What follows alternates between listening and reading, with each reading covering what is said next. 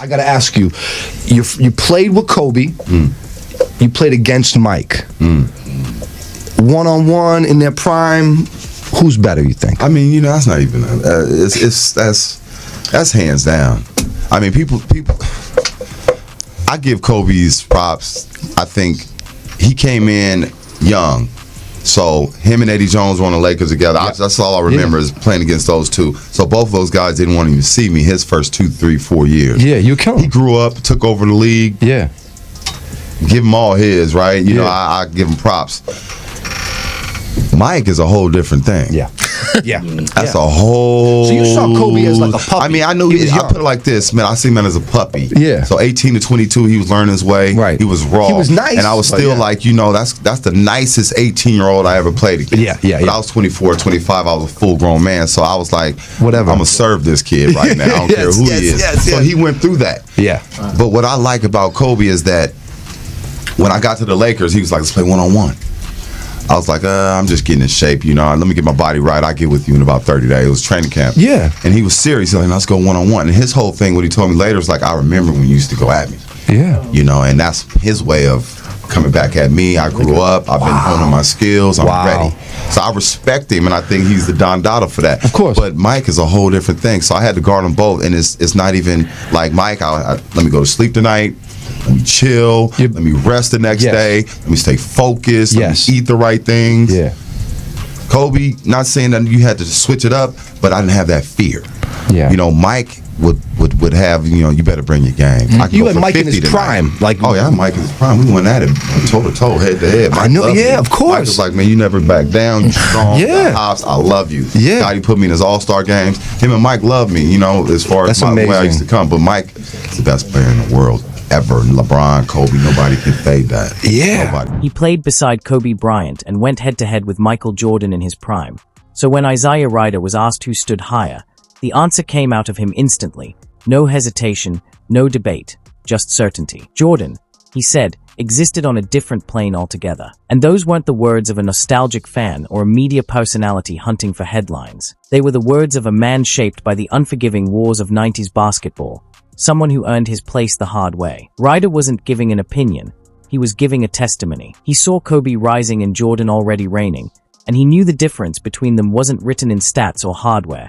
It lived in presence, in an aura that made Jordan feel less like a player and more like a natural force you had to survive. Kobe's greatness, Ryder explained, was born from chasing that impossible standard, studying that shadow, and pushing himself toward a level only a rare few could even approach. And none of his words were meant to diminish Kobe, because to Ryder, acknowledging Jordan's unreachable peak only made Kobe's climb even more legendary. They were simply an honest acknowledgement of how far beyond the game Michael Jordan truly stood. Isaiah Ryder had deep admiration for Kobe Bryant, even calling him the spark that ignited a new generation. But for anyone who ever stood across from Jordan, there's a line words can't cross. It's a mixture of awe, fear, respect, and pure survival instinct that only comes from facing a presence so overwhelming it forces even the toughest competitors to redefine what greatness means. Some legends grow through stories or media hype, but Jordan's legacy was carved in sweat, bruises, and the haunted expressions of the men he dismantled. Ryder doesn't talk like a fan recalling highlights.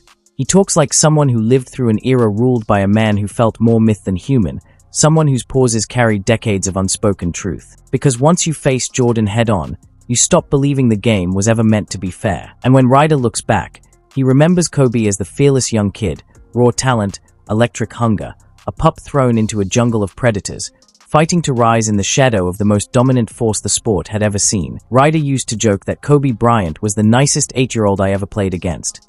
Not because Kobe lacked fire, but because in the brutal wilderness of 90s basketball, he was still a young wolf learning to hunt in a jungle ruled by a lion named Michael Jordan. Kobe had the fangs, the glare, the quiet arrogance that only the destined carry, but he was still just a kid stepping into an era dominated by a force that felt less like an athlete and more like a natural phenomenon.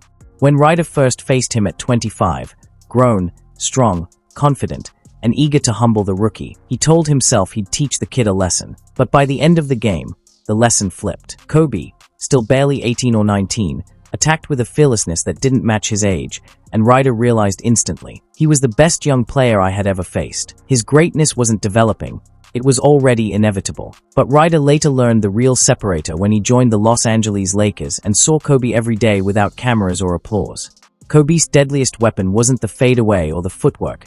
It was his memory. He remembered every bucket someone scored, every move he got beat with, every word said to him, every slight, every bruise. He stored it, studied it, and turned it into fuel. Kobe didn't compete to win the game in front of him. He competed to rewrite every moment he refused to forget. That memory sharpened him, hardened him, transformed the nice 8-year-old into the Mamba, a relentless force who didn't just want to beat opponents. He wanted to erase the version of himself that wasn't perfect. That's why players who lived that era speak of Jordan one way and Kobe another. Jordan felt supernatural, inevitable. Kobe felt human at first, then terrifying once you realized how fast he was learning. Jordan was greatness. Kobe was the pursuit of it. Ryder survived both forces, and his voice carries the truth forged from sweat and scars. Jordan was the standard. Kobe was the challenger trying to break it, and the league has never seen another journey quite like his. Kobe never forgot anything. Every battle, every insult, every lesson someone tried to force on him stayed locked in his mind like files he would one day reopen. He used those memories as fuel, turning every bruise and every embarrassment into motivation that burned hotter with time. So when he crossed paths with Isaiah Ryder again, there was no smile, no small talk, no friendly handshake. Kobe simply stared at him and said, "Let's play one-on-one." Ryder tried to lighten the mood, laughing as he explained he needed a month to get in shape. But Kobe wasn't laughing. To him, every past loss felt like a bill waiting to be paid. Ryder would never forget that moment, not as trash talk, but as a clear glimpse into the engine that powered Kobe Bryant. Ryder later admitted that Kobe remembered every moment he had tried to humble him, and challenging him again was Kobe's way of showing how far he had come. It wasn't about revenge. It was about proving he had evolved into the kind of player who could now humble the man who once humbled him. That's when Ryder truly understood that Kobe wasn't just an emerging star. He was the living echo of Michael Jordan, forged from the same relentless fire, slowly shaping into the inferno the world would one day call the Black Mamba. If Jordan showed the sport what domination looked like, Kobe mastered the art of turning pain into armor. And while many people at the time didn't yet see the transformation happening, Ryder did. In Kobe's eyes, he recognized the same fierce light he once saw in Jordan, the look of someone who didn't just want to win, but someone who couldn't accept existing without winning. So when Ryder says Jordan stands in a category of his own, he means it. Yet he speaks of Kobe Bryant with deep respect for his hunger, his evolution, and his obsession with becoming better every single day. But when the discussion turns to Michael Jordan, everything about Ryder's voice shifts. The energy drops, the tone lowers, and it stops being a story about a basketball player and becomes a story about a force of nature. Ryder said that with Kobe Bryant, you could show up, compete, go home, and still sleep peacefully afterward, because even though Kobe pushed you, he pushed you within the familiar world of basketball. Jordan, on the other hand, demanded something deeper. Ryder remembered going home early, eating clean, resting properly, and treating every matchup like a personal mission, because facing Jordan required every ounce of discipline you possessed. Jordan didn't simply play the game. He extracted the very best from you, and sometimes the fear you tried to hide, just by standing in front of you. There was no coasting against him, no pretending to be locked in, no hiding behind a good quarter or a lucky run. He would study your tendencies, break apart your habits, and expose your weaknesses until you felt stripped of every shortcut you'd ever taken. That's what Ryder meant when he said Jordan was different.